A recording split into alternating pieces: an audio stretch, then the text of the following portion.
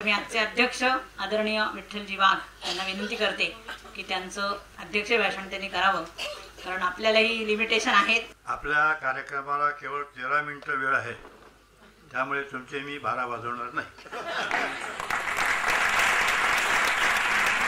कवितेने डोळे दिले, कवितेने दृष्टी दिली, कवितेने जगायाला नवी नवी सृष्टी दिली. ती जीवाचे गाण आहे, आत्म्याची ताण आहे, शब्दातून जो ओतला कविता तो प्राण आहे. आणि याची जाणीव अभियंत्यांचा ज्या दगड मातीशी पाण्याशी काय काय संबंध आला, संगणकाशी मोबाईलशी, त्यांनी किती जिव्हाळ्याने हे सगळं टिपलेलं आहे. टिपकागदासारखं हे विषय टिपलेले आहेत आणि ते शब्दात मांडण्याचा यथाशक्ती प्रयत्न केलेला आहे. अतिशय यशस्वी प्रयत्न केलेला आहे. सुजित कदम, नमस्कार. खाली न लोटांगण बंदीला चरण. म्हणजे अभियंता शून्यातून विश्व निर्माण करू शकतो. त्या बाई मगाशी कोण म्हणाल्या की अहंकाराची जर सोडली झूल तर मानवतेचा निर्माण होईल पूल. हे अभियंताच करू शकतो आणि बहुतेक लोकांनी ते खूप छान केलेलं आहे. मी सगळ्यांचं मनापासून अभिनंदन करतो. आता पहिल्यांदा हे हंगेकरजी म्हणाले की अभियंत्यांचं कवी संमेलन आहे. अभियंता दगड, विटा, माती, लोखंड, पाणी, सिमेंट म्हटल्या माणसाचं खूप डेअरिंग आहे. वाघापेक्षा जबरदस्त डेअरिंग आहे. तेव्हा मला ते थोडंसं विचित्र वाटलं होतं, हे कसं काय शक्य आहे. पण मी त्यांचं मनापासून अभिनंदन करतो. विश्वसुतांनी असं म्हटलं होतं की साध्याही विषयात आशय कधी मोठा किती आढळे. साध्याही विषयात आशय कधी मोठा किती आढळे. नित्याच्या अवलोकने परी जन होती आंधळी. रोज रोज तेच तेच पाहिल्यामुळे त्यात काही सौंदर्य आहे, काही वेगळेपण आहे, काही वैशिष्ट्य आहे, हे आपल्या लक्षातच येत नाही. आता आज ज्यांच्या कवितेतून दगड आला, एवढे दगड, असे दगड.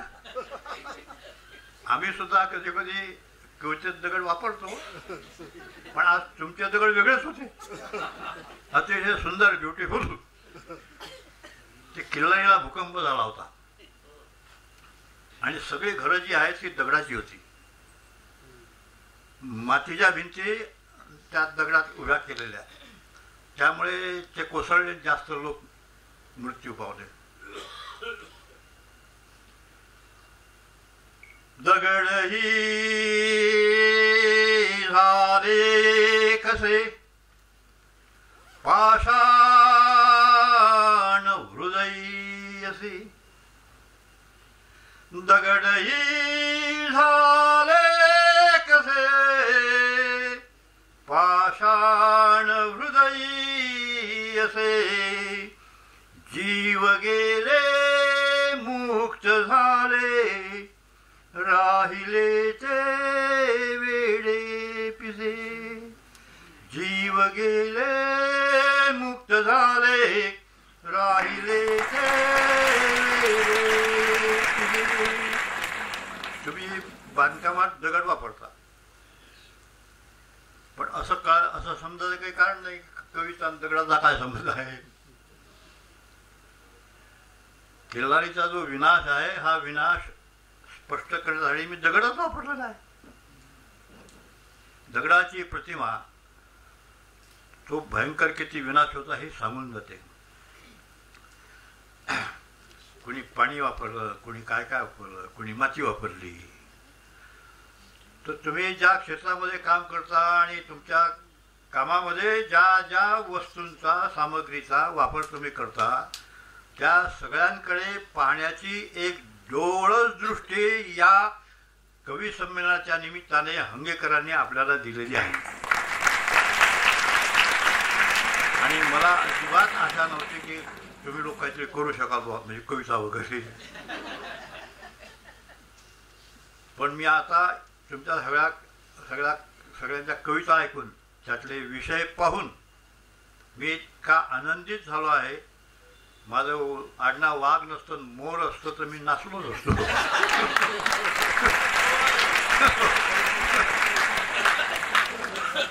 वा वसेकर साहेब ऐका गेले.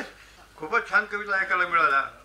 अनपेक्षित जसा धक्का असतो ना असा मातीची कविता म्हणतो थोडीशी.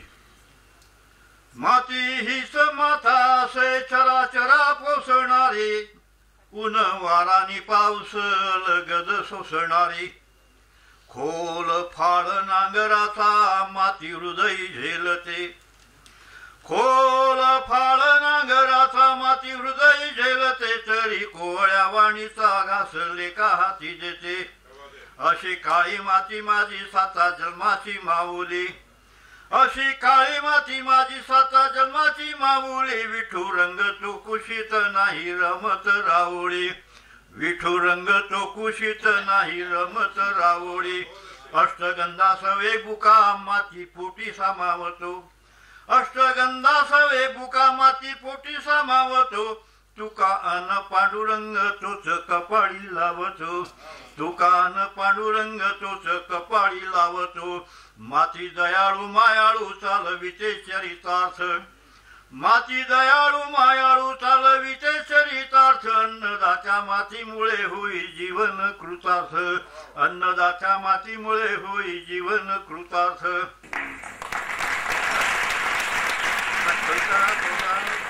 वेगळा प्रकार असतो.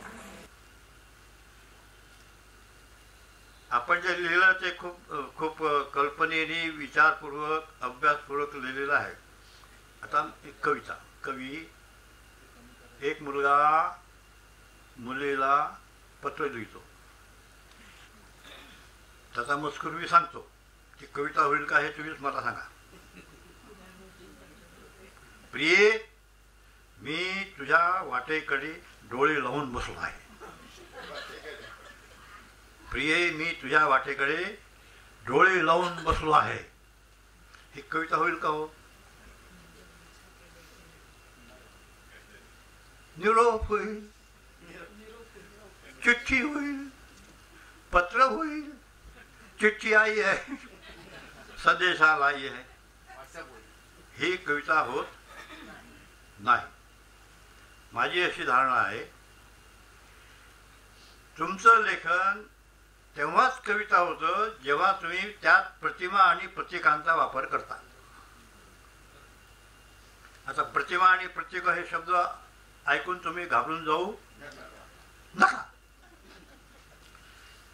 या देशामध्ये श्रीराम होता, राजा हरिश्चंद्र होता, आज लालू प्रसाद आले.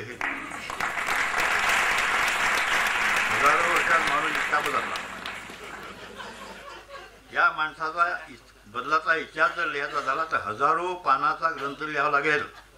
कविता 2 ओळीत लिहिते. कसा झाला हा माणूस कळून निभासा रे पाला, कसा झाला हा माणूस कळून निभासा रे पाला, येल काकडीचा होता बार कारल्याचा आला, येल काकडीचा होता बार कारल्याचा आला. आता हे काकडी आहे, कारला आहे, निंबाचा पाला आहे, हे जी प्रतीकं मी वापरली ही आणायला मला पुढे जर्मनीत जावं लागलं नाही, तेलंगणात जावं लागलं नाही. ते आपल्या होतीच असतात आणि तीच आपण निवडली पाहिजे आणि आपल्या काव्यात वापरली पाहिजे. आता मी तुझ्या वाटेकडे डोळे लावून बसलो आहे, ही कविता होत नाही. मग हिची कविता कशी होईल?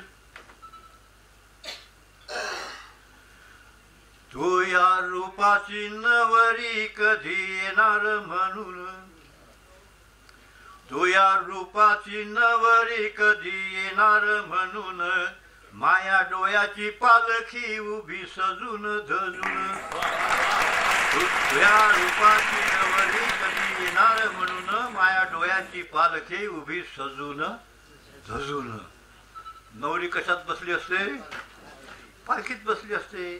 तिचं रूप जे आहे हे नवरी आहे आणि माझे डोळे आहेत, या डोळ्यांच्या पालखीत मी ते रूप नवरीसारखं बसवलेलं आहे.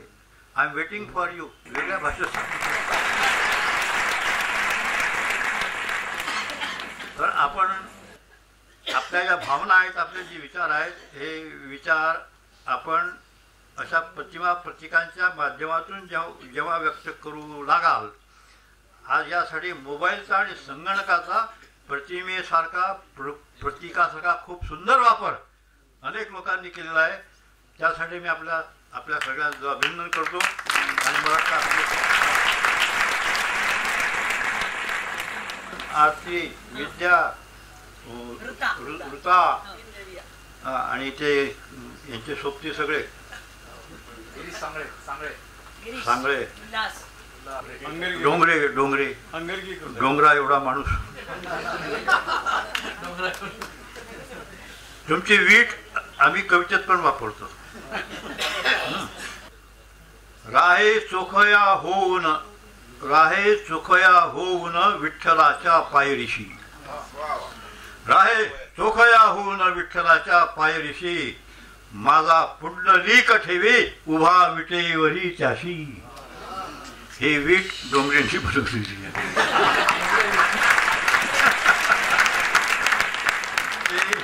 त्यांची वीट बांधकामात वापरतात, आम्ही ती कवचेत वापरतो. एकमेकात सहाय्य करू, अवघे धरू.